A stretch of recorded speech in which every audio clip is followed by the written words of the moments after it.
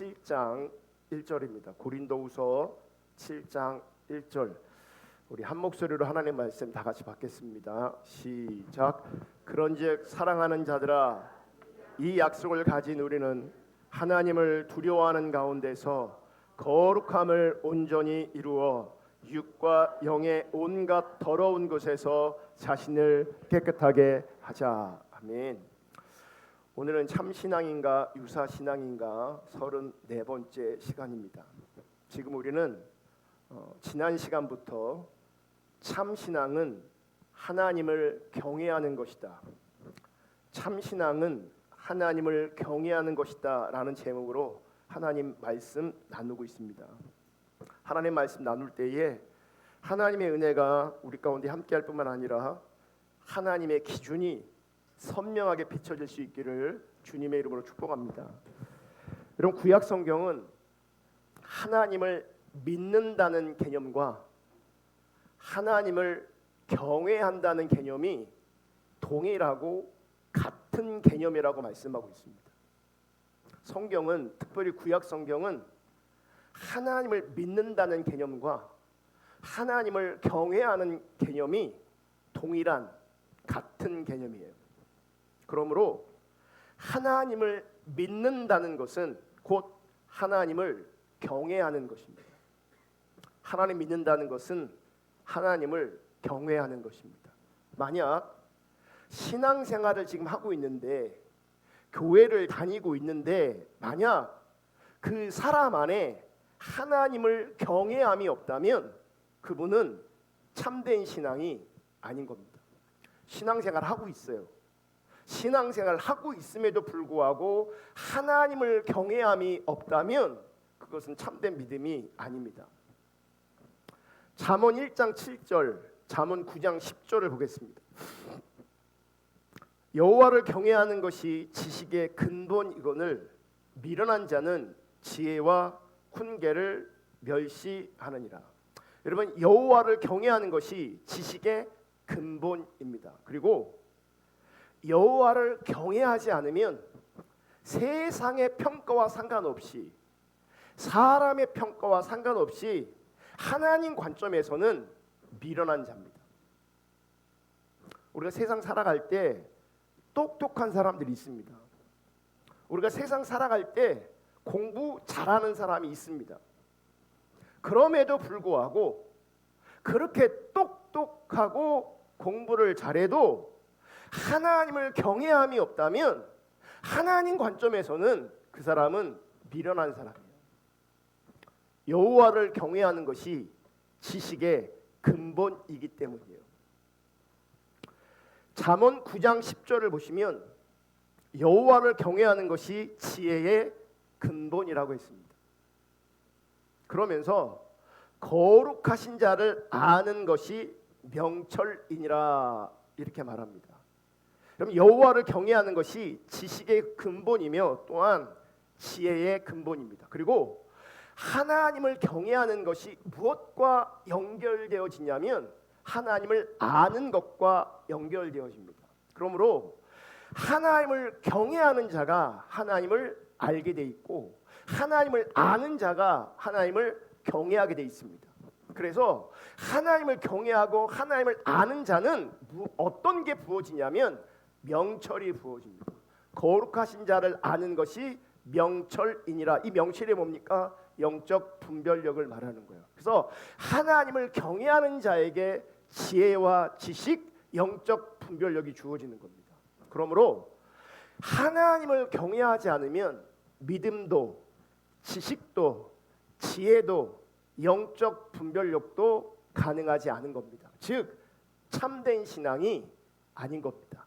여호와를 경외하지 않으면. 그래서 신앙생활을 열심히 잘 하는 것처럼 보여도 하나님 관점에서 하나님을 경외하지 않는다면 참된 믿음이 아니기에 그 신앙은 타락한 신앙, 유사신앙, 거짓신앙이라고 하는 겁니다. 신앙생활 나름 열심히 하고 있음에도 불구하고 하나님 경외하는 마음이 없으면 그것은 타락한 신앙입니다. 그건 거짓된 신앙이고 신앙처럼 보이지만 유사신앙, 신앙이 아닙니다. 그러면 누가 하나님을 경외할 수 있는가? 누가 하나님을 바르게 믿을 수 있는가? 하나님을 아는 사람이요. 하나님 아는 사람. 여러분, 우리가 하나님을 바르게 알 때 하나님 앞에서 겸손하게 됩니다. 하나님을 알 때 겸손하게 되고, 하나님을 바르게 알 때 하나님을 경외하게 되어집니다. 여러분, 이 경외한다, 하나님 앞에 하나님을 두려워한다, 이 말은 성경에서 독립적으로 사용되기도 하지만 많은 경우 다른 권면이나 명령과 함께 사용되면서 우리의 그 모든 행위를 감당하는 마음의 상태와 자세가 어떠해야 되는지를 강조하는 말로 쓰입니다. 그래서 성경을 보시면 하나님을 두려워해야 된다, 하나님을 경외해야 된다라고 말하는 것으로 끝나는 것이 아니라 반드시 하나님을 두려워하는 가운데, 하나님을 경외하는 가운데 이런 삶을 살아야 된다라고 말하고 있어요. 그러니까 어떤 삶을 권면하면서 뭘 말하냐면 하나님 두려워하는 것과 하나님 경외하는 것을 말한다고요. 그러므로 우리가 어떤 삶을 살 때, 인생을 살 때, 어떤 행위를 감당할 때 베이스가 뭐냐, 전제가 뭐냐, 하나님 경외하고 두려워하는 것이라는 겁니다. 사도 바울은 고린도후서 6장 14절부터 그리고 오늘 본문인 고린도후서 7장 1절까지 교회가 거룩해야 하는 이유와 의무를 설명합니다. 그리고 그 결론이 우리가 본문으로 읽었던 고린도후서 7장 1절이 되는 겁니다. 자, 7장 1절을 다시 볼게요. 다 같이 읽겠습니다. 시작. 그런즉 사랑하는 자들아, 이 약속을 가진 우리는 하나님을 두려워하는 가운데서 거룩함을 온전히 이루어 육과 영의 온갖 더러운 것에서 자신을 깨끗하게 하자. 여러분, 반드시 인식하시고 기억하셔야 되는데, 하나님을 두려워하는 것, 하나님을 경외하는 것은 반드시 우리의 삶과 연결되어집니다. 그러니까 우리의 믿음은 하나님을 경외하는 것이고, 하나님을 경외하는 것은 반드시 우리의 삶과 연결되어지게 돼 있어요. 삶. 그러니까 하나님을 경외하는 삶이 거룩한 삶과 이어지게 된단 말이에요. 볼게요. 먼저 고린도후서 6장 14절부터 볼 건데 현대인의 성경으로 볼 겁니다. 고린도후서 6장 14절. 여러분은 불신자들과 연합하지 마십시오. 의와 악이 어떻게 하나가 되며 빛과 어둠이 어떻게 어울릴 수 있겠습니까? 자, 불신자들과 뭐 하지 말라고요? 연합하지 말래요. 그러면서 의와 악이 어떻게 하나가 될 수 있냐, 빛과 어둠이 어떻게 어울릴 수 있겠냐, 이렇게 말씀하고 있어요. 자, 개역 개정으로 한번 다시 볼게요. 14절을. 너희는 믿지 않는 자와 멍에를 함께하지 말라. 이거를 아까 현대인의 성경은 불신자들과 연합하지 말라 이렇게 번역하고 있는 겁니다. 그러니까 믿지 않는 자와 멍에를 함께하지 말라. 의와 불법이 어찌 함께하며 빛과 어둠이 어찌 사귀며.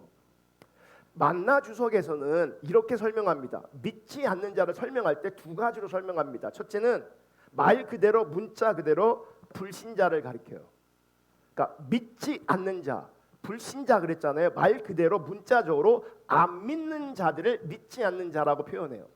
또 하나는 뭐가 있냐면 믿음의 순수성을 해치는 세상과 타협을 가리킨다. 무슨 말이냐면 믿는 것처럼 보여요. 그러니까 신앙생활을 지금 하고 있어요. 그런데 세상과 타협하고 있다면 그것은 불신자와 믿지 않는 것과 똑같다는 거예요.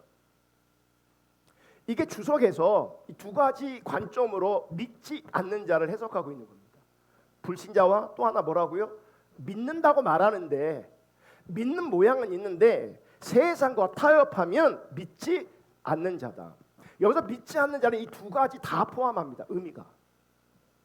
그러면서 믿지 않는 자와 멍에를 함께 매지 말라 그래요. 이 멍에를 함께 매지 말라, 이거를 불신자와 연합하지 말라 이렇게 번역했단 말이죠. 이 말씀은 바울이 독자적으로 권면하는 게 아니라 구약을 배경을 가지고 권면하고 있습니다. 자, 신명기 22장 10절. 당신들은 소와 나귀에게 한 멍에를 베어 밭을 갈지 마십시오. 여러분, 소와 나귀는 다른 존재예요. 그래서 함께 한 멍에 메어 밭을 갈게 하면 안 되는 거예요. 왜 안 되겠습니까? 다른 존재가 같은 멍에 있으면 밭을 갈 수가 없어요. 그 같은 종류로, 한 종류로 같은 멍에에 매게 되어 있어요. 그래서 소와 나귀에게 같은 멍에를 쓰이지 말라, 함께하지 말라, 연합하지 말라 말하는 거예요. 신명기 22장 11절. 당신들은 양털과 무명실을 함께 섞어서 짠 옷을 입지 마십시오. 양털과 무명실을 함께 섞어서 짜지 말라, 이렇게 말해요. 레위기 19장 19절. 너희는 내가 세운 규례를 지켜라. 너는 가축 가운데서 서로 다른 종류끼리 교미시켜서는 안 된다. 밭에다가 서로 다른 두 종류의 씨앗을 함께 뿌려서는 안 된다.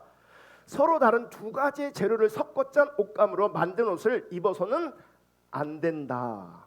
그러니까 이런 구약적 배경을 토대로 해서 믿지 않는 자와 멍에를 함께 매지 말라라고 권면하고 있는 거예요. 그러니까 바울이 말하는 멍에는 믿음의 순수성을 저해하는 불신자와의 결혼, 우상 숭배, 도덕적 타락, 거짓 사도의 가르침 등과 밀접한 관련이 있는 거예요. 그러니까 불신자의 결혼 가능하지 않다. 우상 숭배 함께 갈 수 없다. 도덕적 타락 함께 갈 수 없다. 거짓 사도들의 가르침 함께 갈 수 없다. 이런 것들이 만약 우리 가운데 섞여 있다면 그게 불신자라는 거예요. 그게 불신자라는 거예요. 결론적으로 말해서, 제가 주석 내용을 말하는 거예요. 결론적으로 말해서 바울은 고린도후서 6장 14절을 통해 신앙과 윤리적인 면에 있어서 성도의 정체성을 유지할 수 없는 상황에까지 이르지 않도록 자신을 지키라고 권고한다. 그러니까 성도의 정체성이 있는데 성도의 정체성을 유지해야 되는데 불신자와의 결혼, 불신자들과 연합하는 것, 우상숭배, 도덕적 타락, 거짓 사도들의 가르침이 함께하면, 그런 것들이 우리 안에 섞이면 어떻게 된다고요? 성도의 정체성을 유지할 수 없게 되어지고, 성도의 정체성을 유지할 수 없으면 불신자들과 똑같다는 거예요. 그게 불신자라는 거예요. 이런 관점에서 고린도후서 6장 14절을 다른 번역도 참고해 보겠습니다. 공동 번역 다 같이 읽어볼게요. 시작. 믿지 않는 사람들과 짝짓지 마십시오. 서로 어울리지 않습니다. 정의와 불의가 어떻게 짝이 될 수 있으며 빛이 어떻게 어두움과 사귈 수 있습니까? 그러니까 믿는 자와 믿지 않는 자를 뭐라고 이제 비유하냐면, 정의와 불의, 빛과 어둠 함께 할 수 없는 거예요. 함께하면 안 되는 거예요. 그런데 영적으로 보면요, 정말 많은 사람들이 내가 빛이라고 하는데 어둠을 받아들입니다. 내가 의라고 하는데 불의를 받아들입니다. 밭을 못 갈아요. 그래서 소와 나귀가 같이 멍에를 져서 밭을 갈 수가 없다니까요. 밭이 갈아지지 않는다고요. 현대어 성경으로 볼게요. 다 같이 읽습니다. 시작. 주님을 사랑하지 않는 자들과 짝짓지 마십시오.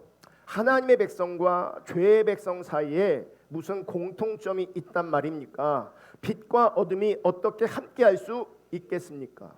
현대 성경은 믿지 않는 사람들과 짝짓지 마십시오, 이 말을 어떻게 번역하냐면, 주님을 사랑하지 않는 자들과 짝짓지 마십시오, 이렇게 번역하고 있어요. 그러니까 현대어 성경은 믿음의 성격을, 믿음의 본질을 담아서 번역한 거예요.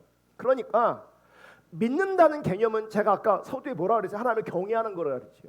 근데 똑같아요. 믿는다는 개념은요, 주님을 사랑한다는 개념이에요. 그러니까 주님을 경외하지 않고 주님을 사랑하지 않으면 그분이 교회를 다녀도 믿는 게 아니에요. 믿음의 성격은 주님을 경외하는 것이고, 믿음의 성격은 주님을 사랑하는 거예요. 그러면서 이어서 고린도후서 6장 15절 다시 이어서 보겠습니다. 자, 15절.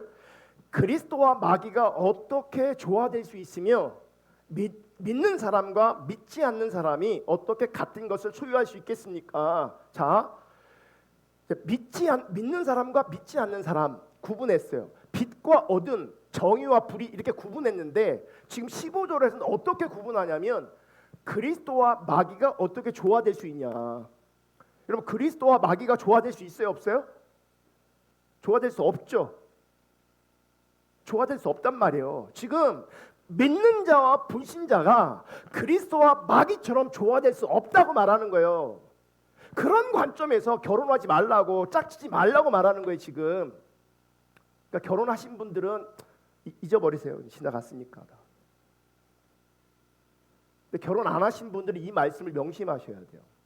그러니까 믿지 않는 장동건 같은 사람이 나타났어요. 그러니까 믿지 않는 공유가 나타났어요. 믿지 않는 강동원이 나타났어요. 그럼 여러분 어떻게 할 것 같아요? 다 넘어가야지.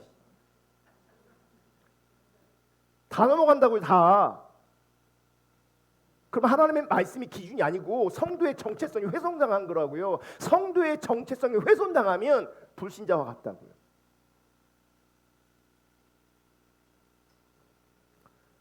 고린도서 6장 16절. 또 어떻게 하나님의 성전과 우상이 하나가 되겠습니까? 또 다른 방식으로 비유해요. 하나님의 성전이 성전과 우상이 어떻게 하나가 될 수 있냐? 함께 갈 수 있냐? 우리는 살아계신 하나님의 성전입니다. 그러니까 성전은 하나님의 성전이에요.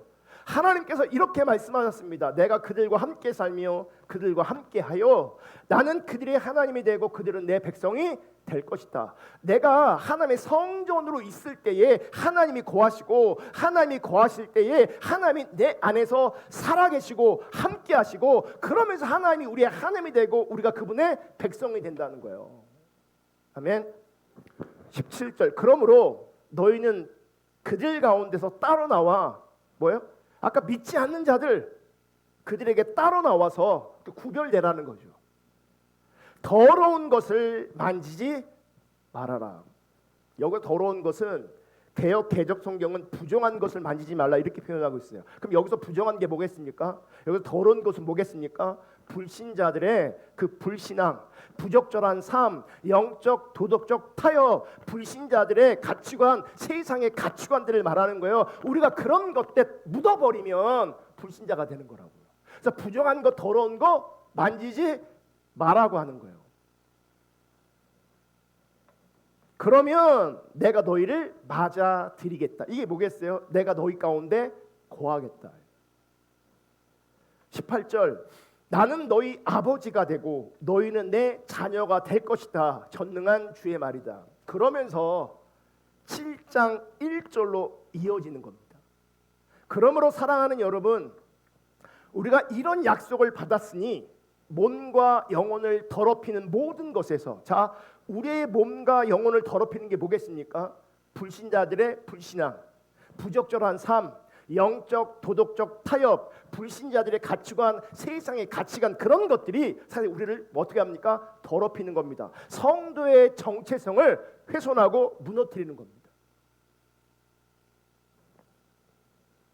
좀 이따도 설명하겠지만 만약 여러분이 하나님보다 돈 더 사랑하잖아요. 그게 불신자들의 가치관이에요.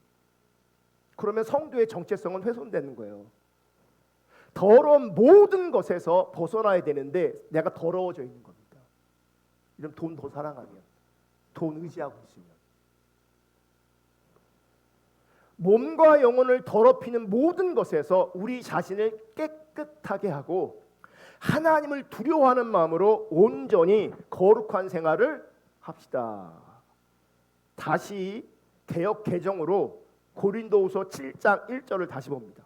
쭉 설명한 다음에 결론적으로 7장 1절을 말하는 거예요. 그런즉 사랑하는 자들아, 이 약속을 가진 우리는 하나님을 두려워하는 가운데서 거룩함을 온전히 이루어 육과 영의 온갖 더러운 것에서 자신을 깨끗하게 하자. 거룩함을 온전히 이루되 하나님을 두려워하는 가운데서, 즉 거룩함을 온전히 이루되 하나님을 두려워하는 자세와 마음가짐으로 하라는 겁니다. 거룩함을 온전히 이루되 하나님을 두려워하는 마음으로 그 자리에 서라는 겁니다. 자, 이 자리에서, 이 구절에서 하나님을 두려워하는 가운데 이 말을 빼도요, 이 문맥이 어색하지 않습니다. 빼고 한번 읽어볼게요. 다음 PPT. 자, 가로 쳤어요. 뺀 거예요. 읽어볼게요. 시작. 그런즉 사랑하는 자들아, 이 약속을 가진 우리는 거룩함을 온전히 이루어 육과 영의 온갖 더러운 것에서 자신을 깨끗하게 하자. 여러분, 이 말을 빼도 문맥이 전혀 어색하지 않습니다. 너무 흐름에 자연스럽습니다. 그죠? 그러면 왜 이 말을 굳이 했겠는가? 하나님을 두려워하는 가운데, 하나님을 경외하는 가운데 이 말이 꼭 들어가야 되냐? 이 말은 중요한 말이기 때문에 그래요. 무슨 말이냐? 이러면 두려움, 하나님 경외함은 하나님을 공경하는 마음이고 하나님을 두려워하는 마음인데, 하나님 경외하고 두려워하는 이 마음이 신자의 모든 행위와 성화의 거룩한 삶의 성결한 삶의 토대, 동기가 된다는 거예요. 무슨 말이냐? 하나님이 권면하셨어요. 하나님의 약속이 있어요. 하나님의 뜻이 있어요. 그런데 우리가 하나님을 두려워하지 않고 하나님을 경외하지 않으면 하나님의 그 권면이, 하나님의 명령이, 하나님의 그 말씀이 우리 가운데 절대로 이루어지지 않는 거예요. 믿는 자들, 믿지 않는 자들과, 제가 노골적으로 얘기할게요. 믿지 않는 자들과 결혼하지 마라. 근데 경외함이 없으면요, 결혼합니다. 그 사람이 진짜 믿는 사람인지, 그 사람이 진짜 하나님 사랑하는 사람인지, 그 사람이 정말 하나님을 경외하는 사람인지 그거 안 봅니다. 나에게 필요한 사람인 것만 봅니다. 그 사람의 능력, 그 사람의 외모, 그 사람의 매력, 이런 것들이 내 마음에 들면 나를 왜 선택합니다. 그게 뭔지 아세요? 그게 더러워지는 거예요. 거룩과 상관이 없는 거라고요. 그게 제가 바라기는 우리 자녀들도 마찬가지고 우리 젊은이들 마찬가지, 여러분들 마찬가지인데, 하나님과 상관없는 것들은 우리 가운데 매력적으로 다가올 수 없어야 합니다. 하나님과 상관없는데 매력적으로 다가오고 있다면 그 사람은 지금 하나님을 경외하지 않기 때문이에요. 도리어 그 사람 안에 불신자들의 가치관과 세상적인 가치관이 그 안에 있기 때문에 그 관점에서 세상이, 하나님 없는 가치관이, 하나님 없는 삶의 방식들이 매력적으로 다가오는 겁니다. 하나님 경외함이 없어요. 근데 그것은 믿음이 아니에요. 이 말씀을 잘 보시면 하나님을 경외하지 않으면, 하나님을 두려워하지 않으면 거룩을 이룰 수 없는 겁니다. 우리가 거룩한 삶을 추구하는데 이 거룩한 삶은 내가 이루어가는 게 아니라고요. 하나님 경외해야 돼요. 많은 분들이 신앙의 본질을 듣고 배우고 참신앙을 배우면서 나는 안 돼요, 힘들어요, 막 그런단 말이죠. 왜 그런지 아십니까? 여러분이 하나님을 모르기 때문이고요. 아직도 하나님을 모르니 하나님 경외하지 않아요. 하나님을 경외하지 않으니 뭐가 실제가 되겠어요?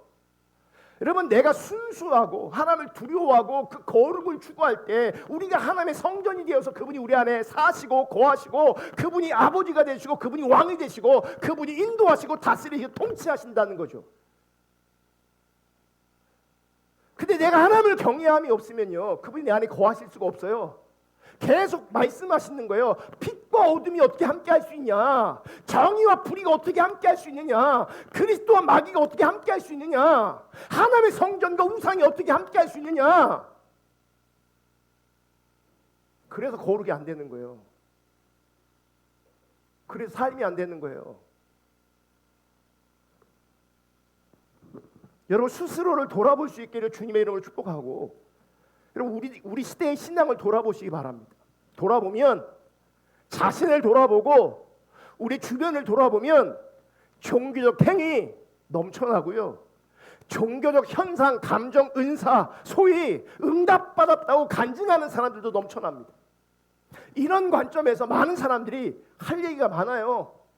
자기가 경험한 체험한 하나님에 대해 성령님에서 얘기할 게 많다고요. 하나님 나한테 이런 것도 주셨고 이런 것도 주셨고 이렇게 어려울 때 이렇게 힘들고 어려울 때 위로가 되어 주셨고 이 문제도 해결하고 저 문제도 해결하고 그런 관점에 할 얘기가 많다고요.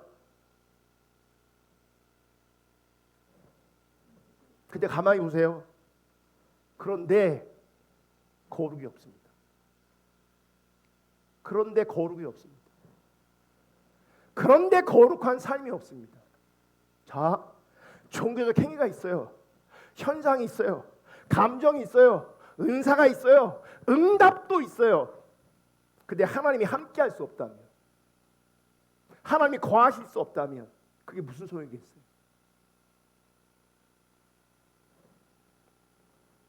왜 거룩이 없는가? 거룩과 하나님을 경외하는 것은 밀접한 관련이 있어요. 하나님을 경외하는 사람들이 이 거룩한 삶을 살아내는 거예요. 우리는요, 우리의 자원으로 거룩한 삶을 절대 살 수 없습니다. 우리는요, 우리를 지킬 수 있는 존재가 아닙니다. 여러분, 내가 나를 지킬 수 있습니까? 내가 나를 지킬 수 있냐고요?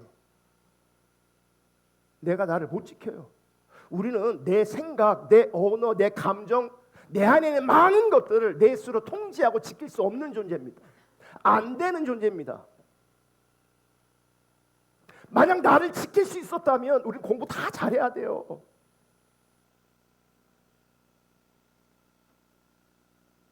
우리 못 지켜요. 그럼 어떻게 우리의 삶을 지켜낼 수 있는가? 하나님을 경외할 때, 하나님 경외할 때 내 삶을 지켜낼 수 있어요. 나는 내 스스로 지켜낼 수 없어요. 그럼 어떻게 해야 돼요? 하나님을 알아야 되고, 그 어떤 것보다도 하나님 경외함이 우리 가운데 회복되어져야 돼요.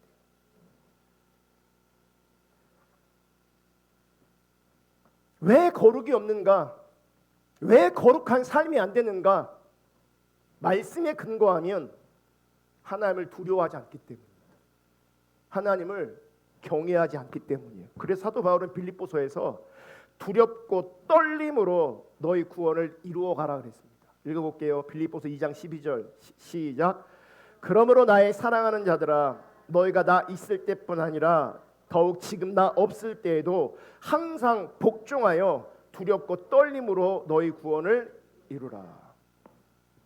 두렵다. 이게 뭐라고요? 하나님 경외하는 거라고요. 과거형 구원이 있고 현재형 구원이 있고 미래형 구원이 있어요. 이거를 다른 식으로 표현하면 칭의, 성화, 영화라고도 표현할 수 있어요. 근데 이 모든 것들이 하나님을 경외할 때 이루어지는 겁니다. 하나님을 경외할 때. 여러분, 하나님을 경외하지 않으면, 하나님을 두려워하지 않으면 칭의는 고백할지라도 성화, 현재형 구원이 가능하지 않습니다. 현재형 구원이 가능하지 않으면 미래형 구원, 영화도 우리 가운데 가능하지 않습니다. 두렵고 떨림으로 하나님을 경외함으로 구원을 이루어가는 것, 그것이 성경이 말하는 구원입니다.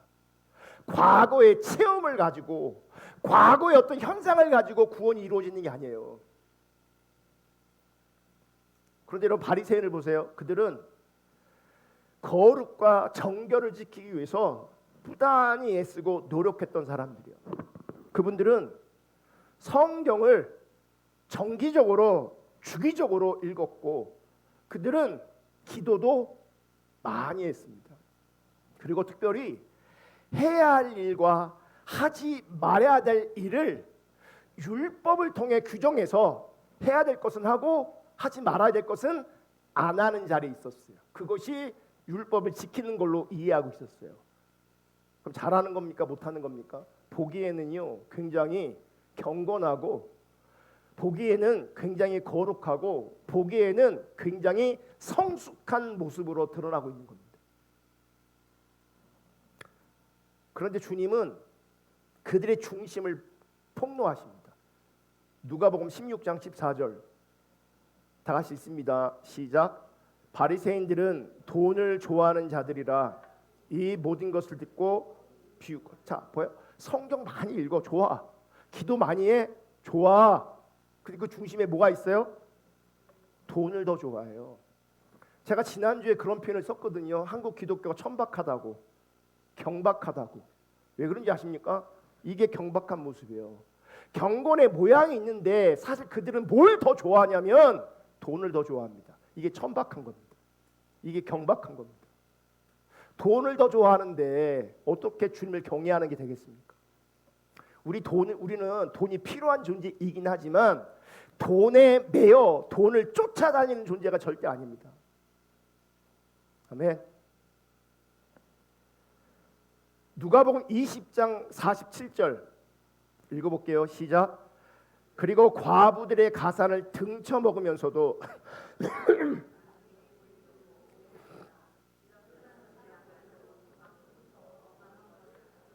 아멘. 자, 앞에 PPT는 없는데요. 47절 앞에 어떤 말씀이 있냐면 율법 학자들을 조심하여라. 그들은 길다란 예복을 거치고 나다니기를 좋아하고. 이게 무슨 얘기십니까? 이게 나는 신앙이 좋은 사람입니다. 나는 거룩한 사람입니다. 나는 늘 은혜가 있는 사람입니다. 이러는 사람이에요. 길다란 예복을 걸치고 나다니기를 좋아해요. 내가 신앙적으로 인정되기를 하는 거야. 우리는 이런 예복 입지 않아요. 문화적으로. 우리는 어떻게 하겠습니까? 이제 말로 하는 겁니다. 이거를. 나는 영적인 사람이야. 나는 성숙한 사람이야. 나는 성경도 많이 봐. 나는 기도도 많이 와. 하나님 나를 사랑하셔서 이런 은혜를 주시고 이런 복도 주시고 막 이러고 다니는 거죠. 장터에서 인사받는 것을 즐기며 어떤 욕구가 있습니까? 인정 욕구가 있는 거죠. 내가 신앙이 좋은 사람으로 인정받기로 하는 거예요. 대접받기로 하는 거예요. 회당에서는 높은 자리를 찾고 잔치에 가면 윗자리에 앉으려고 한다. 근데 이런 사람이 누구라고요? 율법학자라고요. 그러니까 율법학자인데 영적으로 내가 영적으로 권위 있는 자입니다. 성숙한 사람입니다. 나는 신앙이 좋은 사람입니다. 그렇게 인정받고 대접받기로 하는 사람이에요. 그런데 47절 이어지는 말씀에 그러면서 과부들의 가산을 재산을 등쳐 먹으면서도 기도만은 남에게 보이려고 어떻게 한다고요? 기도 오래 해요. 근데 실제는 왜 과부들의 가산을 재산을 등쳐 먹습니까? 앞에 말씀하고 똑같은 거예요. 돈을 자랑하는 거예요. 돈 사랑하는 거라고요. 종교적 행위로 말미암아 사람들에게 영적 권위를 얻고 그 거짓된 영적 권위를 가지고 자기 유익을 위해 사람들을 등쳐먹고 이용해먹고 자기 배를 채우는 거라고요. 이게 경박하고 이게 천박한 겁니다. 바리새인들, 율법 학자들 겉으로 보기에는 경건했습니다. 하지만 그들은 하나님을 경외하지 않았습니다. 여러분, 하나님 경외함이 없는 경건은 위선입니다. 위선이 뭡니까? 진실하지 않다는 거죠. 호세아에서 보면 하나님이 그들을 심판하실 때에 심판의 이유 중에 하나가 뭐냐면 진실도 없고예요. 신앙생활을 멈춘 적이 없어요. 하나님 섬기는 걸 멈춘 적이 없어요. 근데 그들은 다른 신도 섬겨요. 하나님 섬기는 거 멈춘 적이 없어요. 그런데 그들은 위선적이었어요. 그게 심판의 이유입니다. 다시 한번 강조하는데 하나님을 경외함이 없는 경건, 하나님을 경외함이 없는 거룩은 위선입니다. 위선자들은 심판의 대상일 뿐입니다. 왜 하나님께서 애통하고 통회하는 자에게 거하신다고 말씀하시지 않습니까? 그게 정직이기 때문에 그래요. 내 모습을 본 거예요. 정직하게 내가 죄인인 것, 정직하게 나한테 아무것도 없는 것, 선함이 없는 것, 더러운 걸 본 거예요. 그래서 뭐가 나오는 겁니까? 애통함과 통회함이 나오는 것. 그게 정직이라고요. 그게 진실이라고요. 거기에 하나님이 거하시는 거라고요. 사도 베드로는 베드로전서 1장 17절에 이렇게 말합니다. 외모로 보시지 않고, 할렐루야, 이거 진짜 은혜인 겁니다, 여러분. 제가 주관적 말고 객관적으로 하나님이 만약 외모를 보셨다면 우리는 여기서 한 사람도 구 못 받습니다. 한 사람도. 어떤 사람은 키가 안 되고, 어떤 사람은 몸무게가 안 되고, 안 된다니까요. 여기서 되는 사람 나와봐요. 여기서 나는 됩니다. 일어나 보세요. 되냐고요? 저도 안 돼요. 나도 안 된다 그랬잖아요. 그래서 하나님이 외모를 기준 삼고 구원하신다면요, 이 자리에 있는 우리 모두는 구원에서 제외됩니다. 외모를 보신다면. 근데 하나님은 감사하게 외모를 안 보신다고요. 이게 은혜의 말씀이세요. 이게 은혜의 말씀이라고요. 그러면서 외모를 보시지 않고 각 사람의 행위대로 심판하시는 이를 너희가 아버지라 부른즉. 뭘 보시냐면 하나님은 내 외모를 보는 게 아니라 행위를 보시고 심판하신대. 이 얘기 뭐냐면 우리의 삶과 우리의 상태를 보신다는 얘기예요. 행위 구원을 말하는 게 아니고 정확하게 우리 신앙의 상태를 말씀하시는 거예요. 그러니까 참 신앙으로 있으면 삶의 열매가 있고 그 열매를 통해서 하나님과 관계가 드러나는 거라고요. 그래서 하나님은 각 사람의 행위를 보신다고요. 각 사람의 상태를 보신다고요. 그러면서 뭐라고 말씀하시냐면 너희가 나그네로 있을 때를 두려움으로 지내라. 나그네로 있을 때, 이 말이 뭐야? 우리가 신앙생활하는 것, 우리가 이 땅을, 우리 인생을 살아가는 동안 하나님을 두려워하는 가운데 하나님만을 의식하며 살라고 말씀하시는 거예요. 그래야 어떻게 되겠어요? 우리의 삶이, 우리의 상태가 하나님께 정렬되게 돼 있다고. 하나님 그걸 보시고 판단하신다고요. 그러니까 우리가 하나님을 경외하지 않으면요, 삶이 무너지게 돼 있어요. 제가 보면 안타까운 게 뭐냐면 삶이 무질서한 사람들이 있습니다. 삶이 무질서해. 하나님 관점에서 정렬되지 않았어요. 그거 되게 위험한 상태입니다. 되게. 근데 우리는 어렵고 힘들다고 하나님 앞에 정렬되게 원하는 게 아니라 내가 편한 대로, 내가 익숙한 대로 신앙생활 하려고 합니다.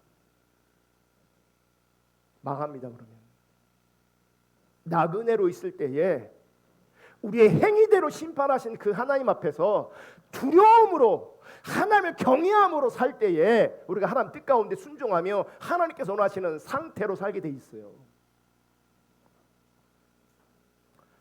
여러분, 신자의 모든 삶과 행위 그리고 영적 상태를 지배하는 신앙 감정이 무엇이냐? 하나님 경외함. 내 삶의 토대, 내 삶의 동력은 하나님 경외함이라고요. 아멘. 그리고 하나님을 경외하고 두려워하는 것이 우리의 모든 삶을 통해 나타나는 거예요. 내 삶을 통해. 그러니까 내가 하나님, 나는 당신을 경외하고 나는 당신을 두려워해요. 아, 그래, 너는 나를 두려워하는구나, 경외하는 거구나, 그렇게 말씀하시는 게 아니고 내가 하나님을 경외하면, 내가 하나님 경외하는 상태라면 그것이 내 삶으로 나온다고요. 내 삶으로. 자, 에베소서 5장 21절 다 같이 읽습니다. 시작. 그리스도를 경외함으로 피차 복종하라. 자, 그리스도를 경외함으로 피차가 뭡니까? 상호간에 서로를 말하는 거야. 자, 그리스도를 경외함으로 피차 복종하라. 경외가 기본이고요. 하나님을 경외하면 뭐가 나오는 거예요? 피차 복종하는 게 나오는 거예요. 피차 복종하는 것을 통해서 뭐가 드러나는 거야? 하나님 경외함이 드러나는 거예요. 그러니까 피차 복종하지 않으면 하나님 경외하지 않는 거예요. 그리스도를 경외함으로 피차 복종 혹은 순종하라. 이 말씀은 교회의 원리이자 그리스도인의 생활 원리입니다. 즉 기준이에요. 기준. 그리스도인의 기준이라고요. 여러분, 우리는, 특별히 우리나라는 탈권위적 시대를 살아가고 있습니다. 그래서 권위자가 없습니다. 어른이 없습니다. 옛날에는 정치계면 정치계, 종교계는 종교계, 어느 계통이든 어른들이 있었습니다. 오늘날 우리 시대는요, 어른이 없습니다. 무슨 얘기냐? 권위자가 없어요. 되게 위험한 시대입니다. 어른이 없어요. 나이가 많다고 어른이 아닙니다. 탈권위 시대를 살아가고 있는데, 그러니까 어떤 권위자나 혹은 부모에게 복종하고 순종하는 문제는 결단코 쉬운 일이 아닙니다. 특별히 자기 중심이 강한 우리 시대는 누군가에게 권위를 주는 거 원하지 않습니다. 근데 성경을 보면 성경에 올리는 성경의 기준은 피차 서로 뭐 하라고요? 복종하래요. 복종. 그럼 이게 뭐냐? 서로 복종하는 게 어떻게 가능하냐? 빌립보서 2장 3절에 보면 PPT는 없어요. 아무 일에든지 다툼이나 허용으로 하지 말고 오직 겸손한 마음으로 각각 자기보다 남을 낮게 여기고. 그러니까 서로 복종할 때 서로 복종이 어떻게 가능하냐? 네가 나보다 낫습니다라고 하는 전제가 있어야 되는 거예요. 당신이 내 위입니다. 당신이 나보다 낫습니다. 이게 전제예요. 그래야 서로 뭐 할 수 있어요? 복종하고 순종할 수 있는 거예요. 그러니까 그리스도를 경외함으로 피차 복종하라, 이 말은 기계적으로 서로 무조건 복종하고 순종해라, 이 말이 아니에요. 서로 낮은 자세로, 겸손한 자세로 다른 사람이 나보다 더 위에 있다, 혹은 저 사람이 나보다 낫다 라는 인식이 우리 가운데 있어야 돼요. 잘 들으세요. 우리는요, 이게 관계를 하다 보면 친해지게 돼 있고, 친해지게 되면 편해집니다. 잘 들으세요. 편한 것과 하대하는 것은 다른 겁니다. 지금 성경은 다른 사람을 대하되 내 위로 혹은 나보다 나은 존재로 대우하래요. 하나님을 경외함으로. 무슨 얘기인지 알아요? 그럼 어떻게 되겠어요? 편할 수는 있어. 하지만 하대하는 것은 성경적이지 않아요. 우리는 좀 편해지면 선을 넘어가요. 좀 편해지면 하대해요. 하대. 많은 경우 어떤 교만한 사람들은 자꾸 누군가를 향해서 가르치려고 해요. 리더가 되려고 해요. 왜 그러냐? 그리스도를 경외하지 않기 때문에 피차 서로 낮게 여기고 위로 여기고 서로 복종하고 서로 순종하는 것이 안 되는 거예요. 왜 안 되냐? 경외함이 깨졌기 때문에 안 됩니다. 그래서 하대하는 거예요. 선을 넘어가는 거예요.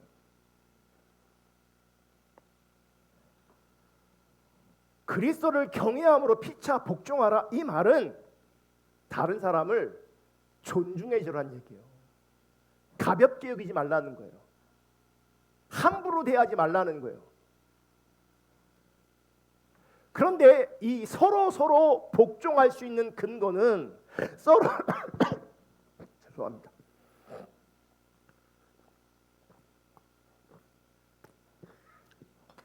제가 목요일부터 감기가 와갖고요. 막 약을 때려 부었어요. 왜냐면 금요일 날 설교해야 되고 예배인도 해야 되고 오늘 또 막 해갖고 막 목요일 날 저녁부터 막 여기가 붓고 막 가래가 나오고 막 그래서 막 약을 막 때려 부었더니 지금 제가 제정신이 아니에요. 제가 지난주에는 시차 때문에 제정신이 아니었고 오늘은 약 때문에 제정신이 아니고 은혜가 필요합니다. 여러분 이 복종의 근거, 다른 사람을 남을 낮게 여기는 근거, 남을 내 위로 두는 근거는요, 그리스도를 경외함이에요. 우리가 그리스도를 경외하지 않으면요, 어떤 사람에게도 우리는 권위를 두지 않습니다. 왜요? 자기 중심이 강하기 때문에. 누구에게도 권위 두지 않습니다. 그러니까 저 사람은 권위자야, 내가 인정한 사람은 권위를 주겠지만 그렇지 않은 사람은요, 모든 사람 머리 위에 자기가 있습니다. 다 함부로 대하고, 그리고 겉으로는 함부로 대하지 않아도 다 자기 아래로 둡니다. 자기가 제일 성숙하고 자기가 믿음이 제일 좋아요.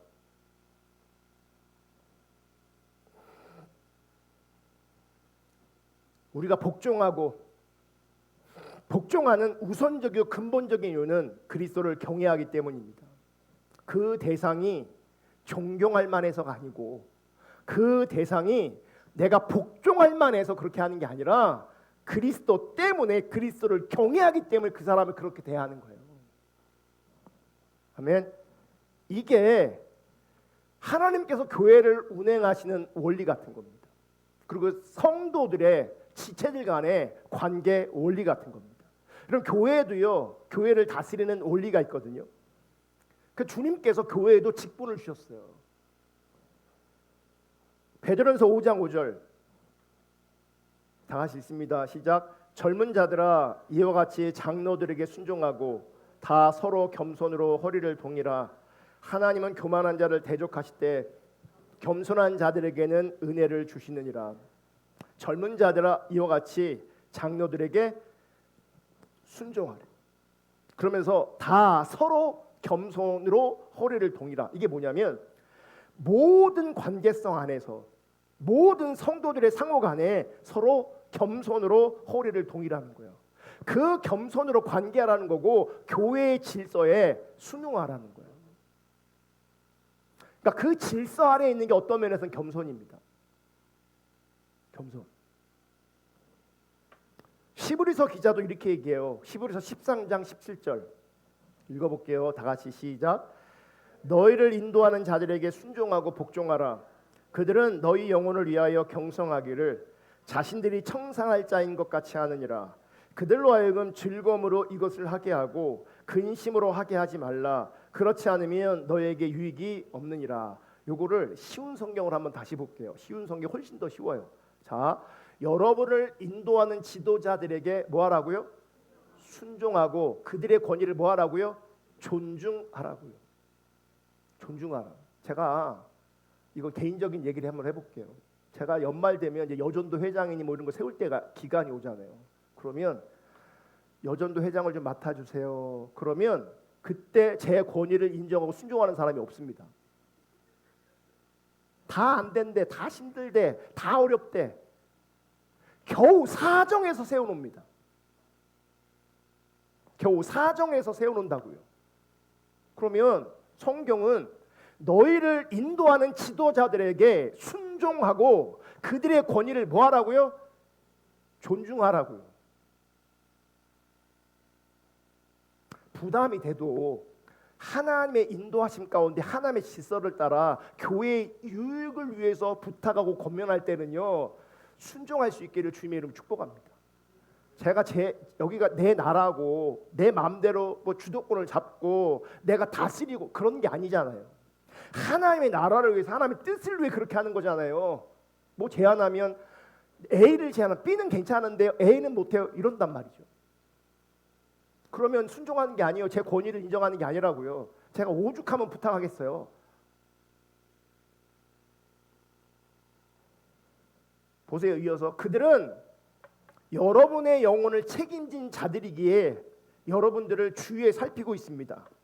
그들이 이 일을 괴로워하지 않고, 이 일이 뭐예요? 목회하는 거를 괴로워하지 않고 즐거운 마음으로 할 수 있도록 해주십시오. 제가 목회할 때 어떻게 하라고요? 괴롭지 않게. 어떻게 하라고요? 즐거운 마음으로 할 수 있도록 해달라. 그게 질서 아래 있는 거라. 그게 그들의 일을 힘들게 하는 것은 여러분에게 아무 도움이 되지 않습니다. 여러분 영적인 상태에 저를 힘들게 하잖아요. 저를 어렵게 하잖아요. 여러분의 영적 상태 하나도 도움이 안 됩니다. 하나도. 그러니까 목회자에게 어떤 분이 근심거리다. 그분은 영적으로 좋을 게 하나도 없습니다. 그걸 안 잘합니다. 잘할 수가 없습니다. 구조적으로. 하나님께서는 교회의 통치 원리와 질서를 존중히 여기십니다. 이게 매우 중요합니다. 하지만 본질적으로 교회는 주님 외에 누가 누구를 다스리는 권력 구조가 아닙니다. 교회의 머리는 그리스도고 그리스도만이 교회의 주권자가 되시 통치자가 되십니다. 아멘. 그분이 그분의 말씀으로 그분의 뜻과 기준으로 다스리는 거예요. 근데 그분이 다스리고 통치하는 그 구조 안에서 질서를 허락하셨단 말이에요.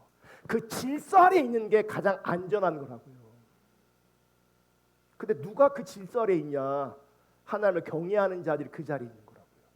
피차 하나님을 경외하고 그리스도를 경외함으로 피차 서로 겸손함으로 뭐 하는 거예요? 그리스도 앞에 서로 가운데 순종하고 복종하고 권위를 세워주는 거라고. 그게 가장 안전한 거라고요. 아멘. 그럼 지도자는 그렇게 이제 질서 위에만 있으면 되냐? 그렇지 않죠. 성경은 항상 관계를 얘기해요. 베드로전서 5장 3절 읽습니다. 시작. 맡은 자들에게 주장하는 자세를 하지 말고 약물에 본이 되라. 그러니까 영적 권위를 인정해주면 저는 주장하는 게 아니라 어떻게 하는 거예요? 본이 되는 거예요. 서로에게 뭐가 있어요? 하나님 관계성 안에서 경외하면서 하나님을 경외하는 자리에서 뭐 하는 겁니까? 서로에게 주시는 책임이 있는 거예요. 관계성 안에서. 그리스도를 경외함으로 피차 복종하라. 이 말이 에베소 5장 21절인데 이 원리 안에 하나님께서 모든 관계에 원리를 세우십니다. 질서를 만드십니다. 그래서 그리스도를 경외함으로 피차 복종하라. 이 말씀 바로 위에 뭐가 나오는지 아십니까? 아내들이여 자기 남편에게 복종하기를 주께 하듯 하라. 그 시대의 문화를 분명히 반영하겠지만 이 말을 들을 때 아내된 분들이 마음이 불편할 수 있어요. 왜요? 남편에게 뭐 하래요? 복종하래요. 이 말씀을 가지고 남편들은 또 의기양양할 수 있어요. 아내들이요 남편에게 복종하라고 했다고 막. 그런 말이 아니에요. 그런 말이 아니에요. 자, 사도 베드로는 또 이렇게 말해요. 3장 1절 2절 베드로전서 다 같이 읽습니다. 시작.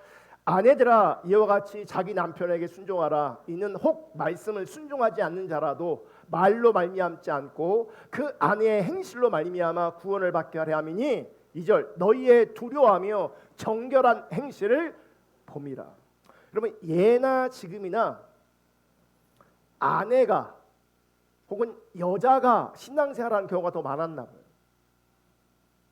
그래서 아내들에게 뭘 말씀하냐면 남편에게 순종하고 복종하라고 말해요. 그런데 여러분 기억하셔야 돼요. 남편에게 복종하고 순종하라 이 말은 기계적인 순종을 말하는 게 아니에요. 어떤 사람은 이 말씀 때문에 남편이 뭐라고 말하면 그저 네 남편의 권위를 순종하라 그랬다고. 남편 말에 복종하라 그랬다고. 이게 기계적 복종을 말하는 게 아니에요. 남편을 존중히 대하라는 거예요. 남편을 인격적으로 대하라는 거예요. 왜 그럴까? 여러분 인간은 변하지 않잖아요. 그죠? 요즘에 영국 가서 제게 그 얘기를 했거든요. 남편의 자리, 자식, 개, 화분 밑에 남편. 화분은 물이라도 주지. 남자는 나중에 여러분 대접받을 수가 없어요. 남자들은 그 남자들은 시간이 가면 갈수록 불쌍해져요. 이 얘기를 했더니 이 얘기가 먼저 영국에서 먼저 퍼졌대요. 영국에 그런 얘기가 있었는데 한국도 그러냐고 그러더라고요. 성경은 뭐라고 말하냐면 서로 겸손하면서 서로 복종하라고 말하잖아요. 그 안에는 뭘 전제하냐면 남편을 존중하라는 거예요. 인격적으로 대하라는 거죠. 그것이 가능하기 위해서 전제가 뭔지 아십니까? 그리스도를 경외하는 거예요.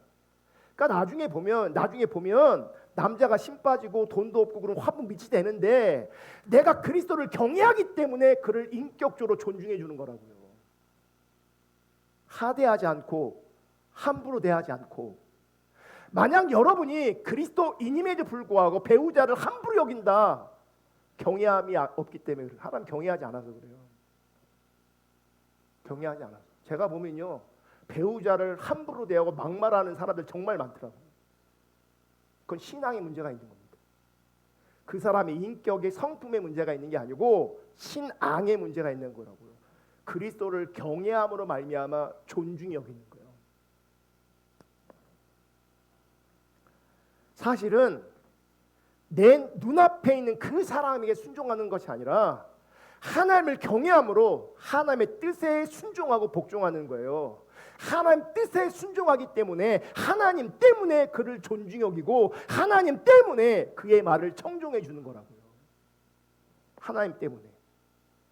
그랬더니 성경은 안 믿는 남편도 아내의 두려워하며 정결한 그 행실을 범으로 말미암아 하나님을 알고 믿게 될 수 있다 이렇게 되는 거예요. 그러면서 성경은 말로 말미암지 않고라고 분명히 말해요. 우리의 말로 사람이 절대 안 변합니다. 그게 누구든 내 삶이 드러나야 돼요. 근데 내 삶이 드러나려면 내가 하나님을 경외하는 게 전제입니다. 내가 하나님을 경외하지 않으면 내 삶은 전혀 다뤄지지 않아요. 전혀. 하나님 경외하지 않으면 우리 삶은 다뤄지지 않는다고요. 하나님 경외하지 않으면 우리의 인격, 우리의 성품은 전혀 다뤄지지 않아요. 안 변한다고요. 그 관계도 뭐예요? 문제가 생기는 거예요. 경외하지 않으니 서로 복종하고 서로 존중하는 것이 안 돼요. 자, 아내에게는 복종을 말하는데 남편에게는 그럼 뭘 요구하겠습니까? 성경은 에베소 5장 25절에 보면 남편들이 아내 사랑하길 그리스도께서 교회를 사랑하시고 그 교회를 위하여 자신을 주심같이 하라. 남편들에게 요구되는 건 뭔지 아십니까? 생명 바친 사랑이래. 사실은 남편들에게 더 큰 책임이 있어요. 사랑하래요. 그러니까 어쨌든 이게 어떻게 가능하냐? 하나님을 경외할 때 질서 아래 있고 하나님을 경외할 때 서로 존중히 여기고 하나님을 경외할 때 서로 섬기고 하나님을 경외할 때 서로 사랑할 수 있게 되어지는 거예요. 하나님을 경외하고 두려워할 때 아내는 남편에게 복종할 수 있고 남편은 생명 다해 아내를 사랑할 수 있게 되어지는 겁니다. 여러분, 내가 관계하는 모든 관계성에서 정말 중요한 것은 내 눈앞에 있는 눈에 보이는 그 대상이 아닙니다. 내 눈앞에는 배우자도 있고 자녀도 있고 지체들도 있고 친구도 있고 이웃도 있습니다. 근데 그들과 내가 관계할 때 관계의 핵심은 하나님을 두려워하고 경외하는 겁니다. 그 모든 관계의 핵심은 하나님 경외하는 거예요. 그럼 보세요. 하나님 경외하는 것이 빠지면, 하나님 두려워하고 경외하는 것이 사라지면 배우자의 관계 깨집니다. 부모 자녀의 관계 깨집니다. 지체들과의 관계 깨집니다. 친구들과의 관계 깨집니다. 이웃들과의 관계 깨집니다. 적어도 나에게는 관계가 깨집니다. 왜냐하면 내 관계의 토대는 그리스도를 경외하는 것인데 경외하는 것이 무너진 관계에서 관계되어지면 그건 하나님 앞에 의미가 없기 때문에 제가 깨졌다고 말하는 거예요. 하나님 경외함이 없는데 두 사람이 부부가 너무 잘 지내, 너무 사람만 꽁냥꽁냥 그래 맨날. 하나님 경외함이 없는데 근데 그게 무슨 의미가 있어요? 그게 하나님 경외함이 없는데 부모 자녀 관계가 좋아. 그게 무슨 의미가 있냐고. 그게 하나님은 우리의 관계를 아주 소중하고 중요하게 보시는데 그 관계의 토대가 하나님 경외함이기를 원하시는 거예요.